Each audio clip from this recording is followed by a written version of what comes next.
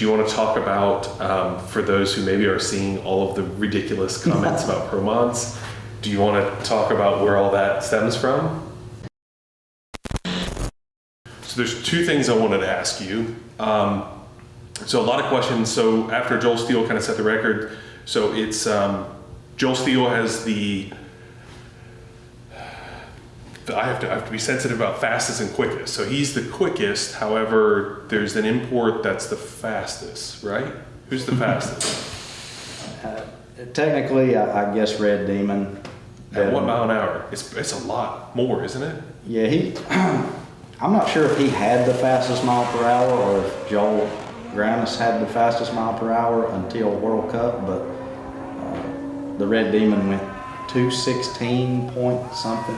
Oh, I thought he was even faster than that. I thought it was 220 something. Yeah, okay. no, 216 and some change, I think, is what he ran up there to make him the fastest. And he ran a 7:01 on that pass. So I mean, he's right with the rest of the group as far as ET too.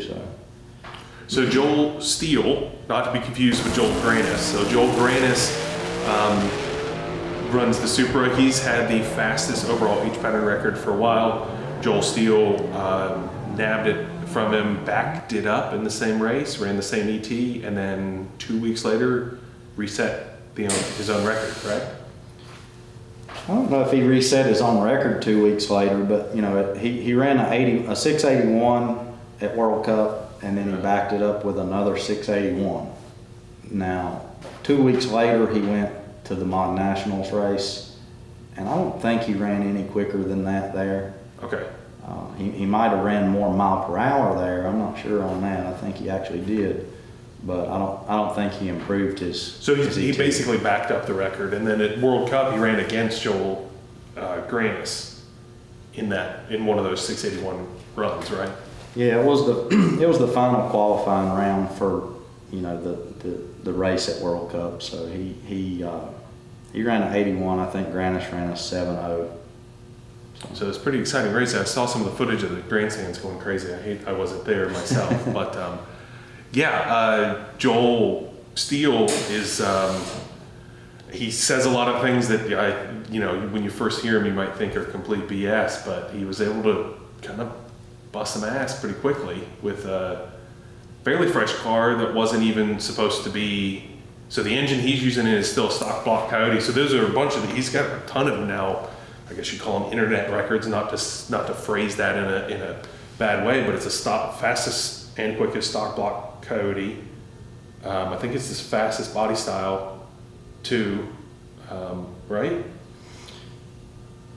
I really don't know exactly. I don't think he's definitely not the fastest Coyote. I mean, there's some Coyote that's in a ProMod that's been in the fives, I think. But I thought he was the fastest stock block. It might be the fastest stock block.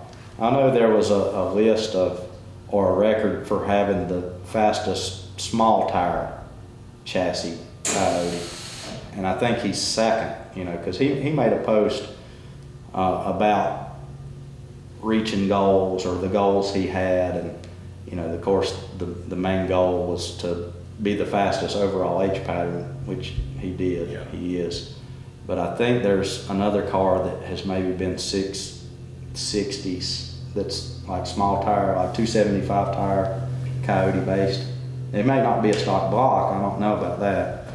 But Joel's car obviously is a stock block with sleeves, TKM built. So, and I'm sure if he's watching this right now, he's cussing me for not knowing all of the records. But I know there's a fair amount of them, and with it being that the stock block setup that he has in it now was kind of his backup setup, but it ended up running this full season because of all the part shortages that we've been having everywhere. Yeah. He wasn't able to get the big bad billet motor put together. However, next season he is planning that. So. Next season, he's going to have a fresh car and a fresh engine. Do you want to talk about, for those who maybe are seeing all of the ridiculous comments about ProMods, do you want to talk about where all that stems from? Yeah, we can talk about it a little bit. He sold his roller that he's raced all this season. He still has the engine, I guess. I'm not sure if his plans are to sell that or keep that for a backup or what, but He's more or less parted that car completely out, sold the roller. I think he just posted yesterday that the roller was gone. Yeah. The new car he's got, I can't really speak on what it is too much, but everybody pretty much already has a good idea.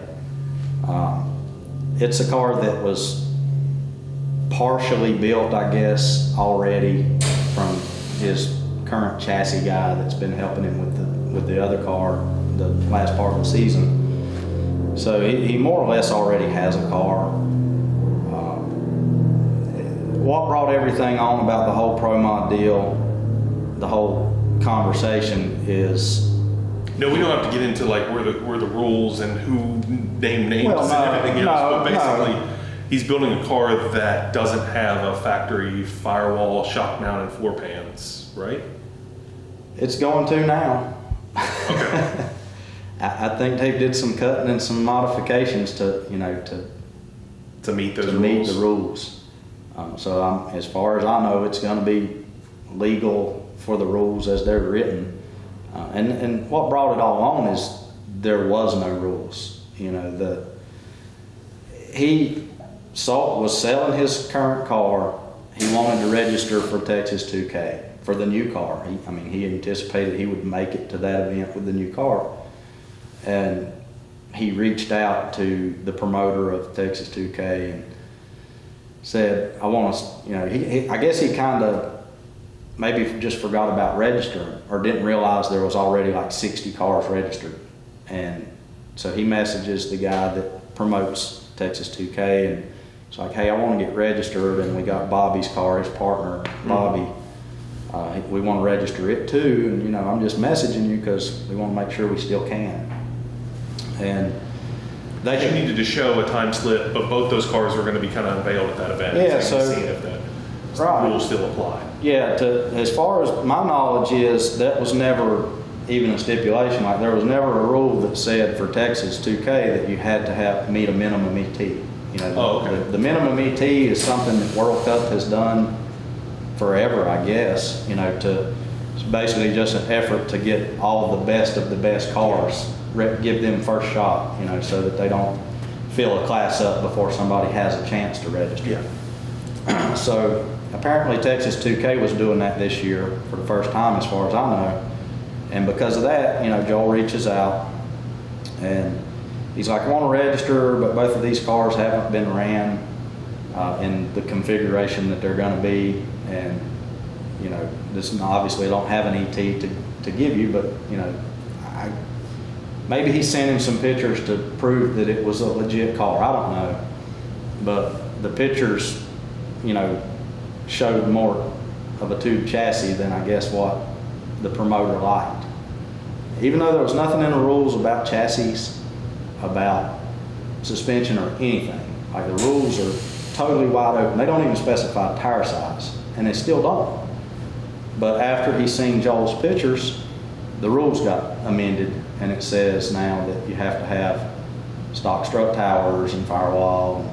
Now, were those rules implemented in other races? And so it was kind of almost, do you think the promoters just thought that was almost an assumption or a minor oversight that, well, it's, we're racing the same type of cars here that they do at World Cup and other places? That is the reason, but the only event that really had any stipulation on it was World Cup. And World Cup had never had a stick shift class until last season. It was the first time. And that it was in their rules that you could run a 3/4 tube chassis. You had to have stock strut towers and a stock firewall. Of course, there's more rules. It was the most complete set of rules, and I'm not knocking World Cup's rules at all. You've got to have rules. Otherwise, you could take John Force's car and stick an H pattern in it, I guess, and just dominate. So rules are good to a point, but for Texas 2K and FL 2K and the MITM and all the big events, there had never been any chassis rules. And the World Cup Finals race it was never even, it was announced that it was going to happen maybe in August or something, or July. So, it was totally brand new. And not that Joel Steele was building a car at that point in time, because he just bought what he's got, but there's other customers of ours that are building cars similar to what Joel has bought that aren't going to be able to race if they make rules that say you've got to have a stock firewall and stock strut towers. I mean, even Thomas West, you know, that has the Civette, the Civic, LS powered Civic, how is he going to run a class that says he's got to have stock firewall and strut towers? And he's got a V8 in a Civic body that's, the firewall's been moved back a foot, I guess, just to physically make it work. So it's like a lot of the coolest cars that are being built or are built now are out if they enforce their rules.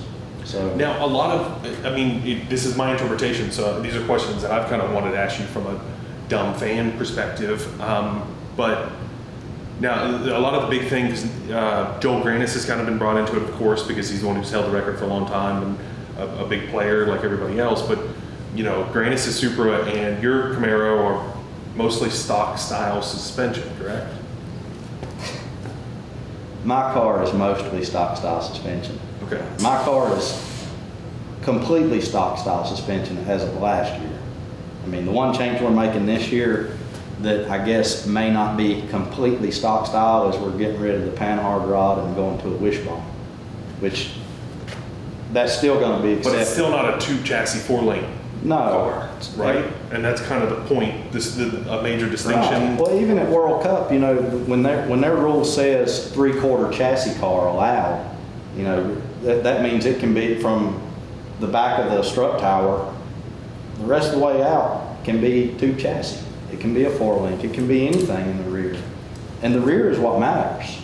Front don't matter. You know, if we were no prep racing, you know, with, you know, trying to get as much weight to the rear of the car as possible and all those things that go along with that style of racing, then yeah, having a stock firewall would be a huge handicap, because, you know, if you want to move your engine back and move weight back, you know, that would be a huge advantage. But the type of racing we do, I mean, all the fast guys like me or Granis or, you know, any of us, we're adding weight to the nose of our car, if anywhere, just to keep it, you know, on the track, to keep it drivable. And, you know, to have rules about firewalls and stuff is kind of pointless. You know, it's just a way to keep somebody out, you know, in my opinion. And the transmission is going to be the limiting factor of what those cars can do anyway. You know, obviously the lighter stuff keeps getting, you know, the further the transmission's going to take you, because, you know, if you have a 2,200 pound ProMod race car compared to my 2850 or Granis's 29, 3,000, whatever he says it is, you know, that making stuff lighter is going to make them faster, and it's going to make the transmission and the driveline last and, you know, hold up better too. But my way of thinking is, if you're concerned about cars like Joel Steele's, you know, potentially bringing, just put a weight rule on it. You know, if I weigh 2,800 pounds and Nick Coleman weighs 2,800 pounds and Granis is right there within 100 pounds, we know what that's capable of. Make the class have a weight rule, you know, and then anybody that goes out and invests, you know, mega bucks on this really great chassis, they get to put 200 or 300 pounds of, you know, lead on to make Wherever it they want. Yeah, they could put it wherever they want, and that's still, you know, an advantage to some degree, I guess, but they're going to be putting it all on the nose because it's a radial car on radial prep. Yeah. So So the jokes that a lot of guys maybe have seen on social media have been that when Joel Steele's new car was coming out, it was being labeled, or basically guys were saying, hell, that's a damn ProMod you're bringing a gun to a knife fight. The promoter called it a ProMod, and screenshots were posted between 2 of the race promoters of the big events that, you know, called it a ProMod. Of course, Granis, you know, it's all screenshots of text messages between Granis and the promoters. Mm-hmm.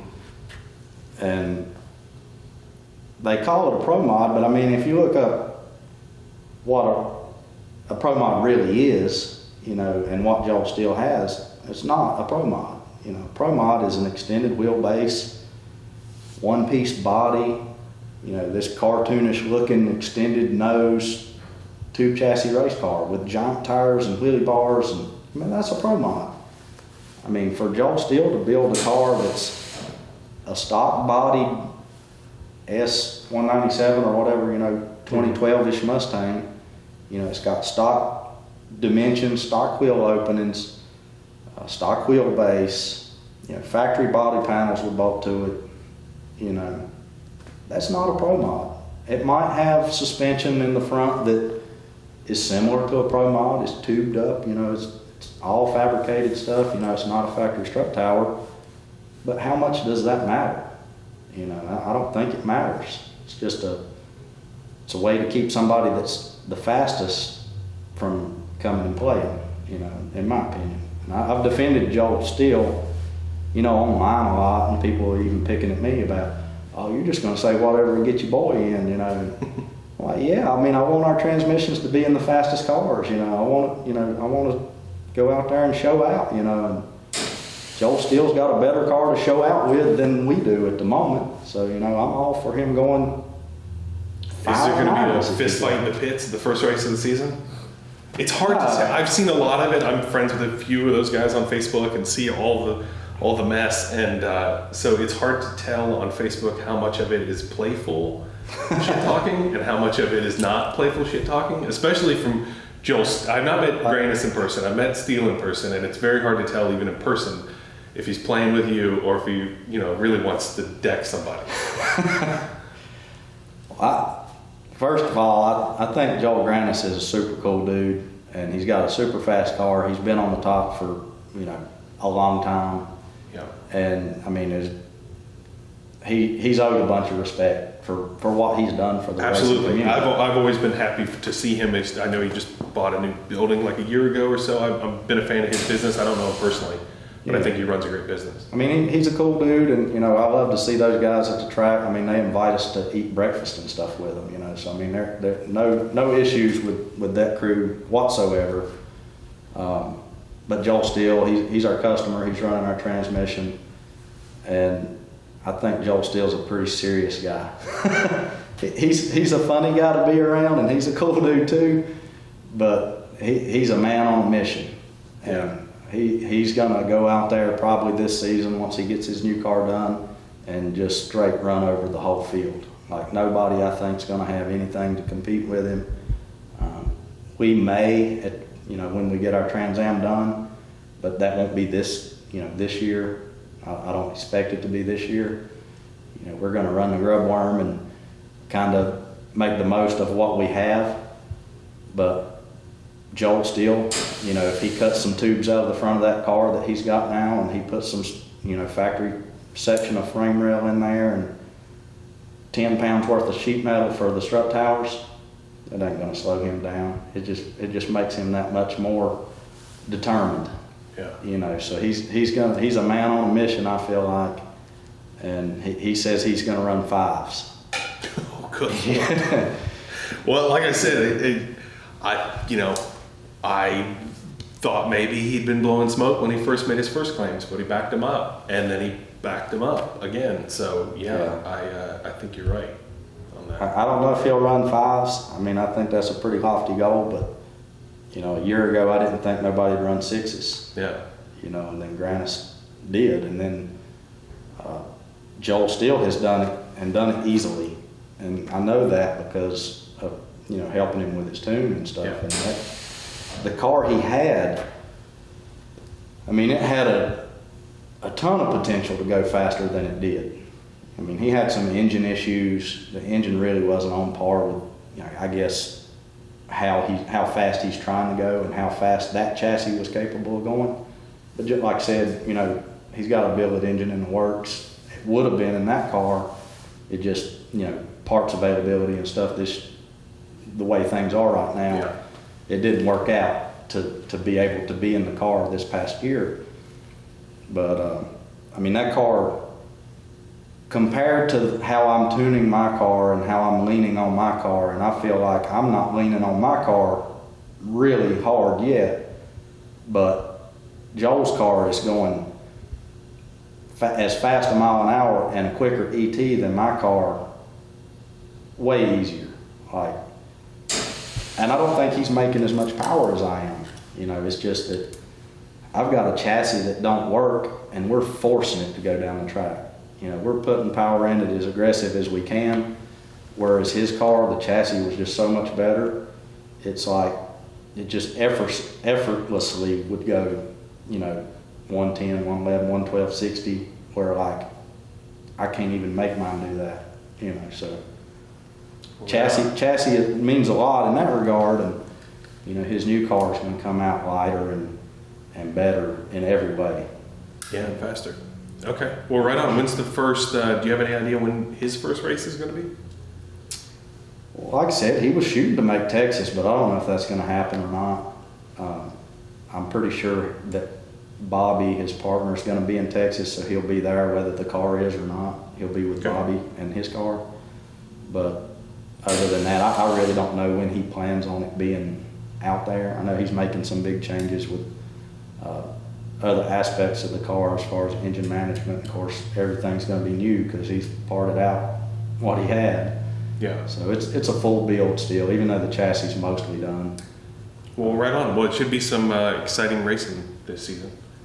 So, thank you. I just wanted to answer any of the guys' questions who maybe see, you know, you jump on a post and there's hundreds of, well, it's a ProMod, well, it's a, so letting people in on the joke or maybe aren't. I don't think there'll be any fist fights or brawls at any events, but, you know, it's, people get, you know, a little carried away sometimes, but when everybody gets to the track, everybody will be friends and helping one another. It'll be all good. Well, right on. All right. Well, thank you.